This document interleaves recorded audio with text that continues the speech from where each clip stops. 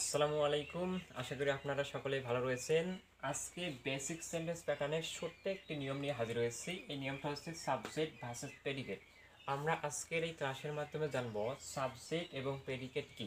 তাহলে চলুন দেখা যাক সাবজেক্ট এবং প্রেডিকেট বিষয়টা কি।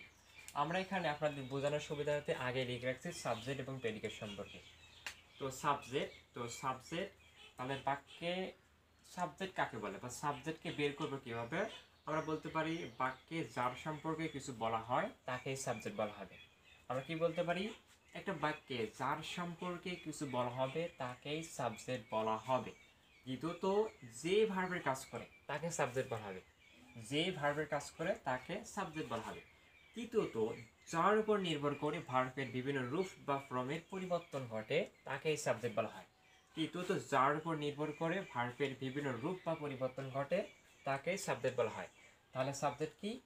বাক্যে যার সম্পর্কে কিছু বলা হবে তাকে সাবজেক্ট বলা হবে, অথবা বাক্যে অর্থাৎ যে ভার্বের কাজ করবে তাকে সাবজেক্ট বলা হবে।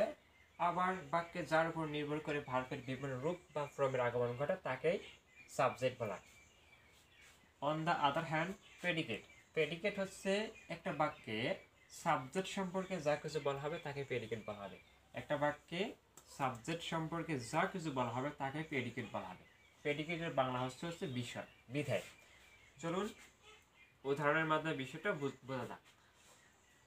উই ইট রাইস, আমরা ভাত খাই। এই বাক্যে কার সম্পর্কে বলা হচ্ছে? অবশ্যই উই সম্পর্কে। অথবা যদি বলি যে ভার্বের কাজটা কে করতেছে, ইট খাওয়ার কাজটা কে করতেছে? উই করতেছে। তাহলে উই হচ্ছে এখানে সাবজেক্ট। এবং সাবজেক্ট সম্পর্কে কি বলা হচ্ছে?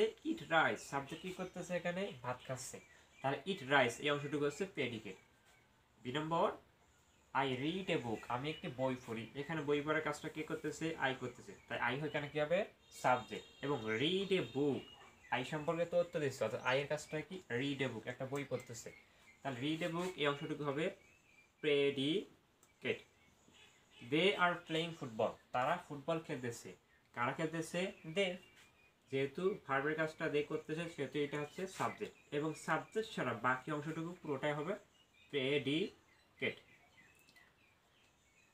দে do the work, they do the work, তারা কাজটি করে। এখানে কাজটি করার কাজ কি করতেছে? দে করতেছে। এবং দে সম্পর্কে কি বলা হচ্ছে? ডু দ্য ওয়ার্ক, কাজটি করতেছে। তাহলে দে হচ্ছে এখানে সাবজেক্ট, এবং দে সম্পর্কে ডু দ্য ওয়ার্ক এই অংশটুকু তথ্য দিচ্ছে বেদা, এই অংশটুকু বলা হবে predicate. 2 number, the old man meet me yesterday, বৃদ্ধ লোকটি গতকাল আমার সাথে দেখা করেছিল। মিট, দেখা করা। এই দেখা করার কাজটা কে করেছিল? The old man. The old ম্যানকে আমরা বলতে পারি সাবজেক্ট, এবং সাবজেক্ট ছাড়া বাকি অংশটুকু বলতে পারি আমরা প্রেডিকেট। আশা করি বুঝতে পেরেছো।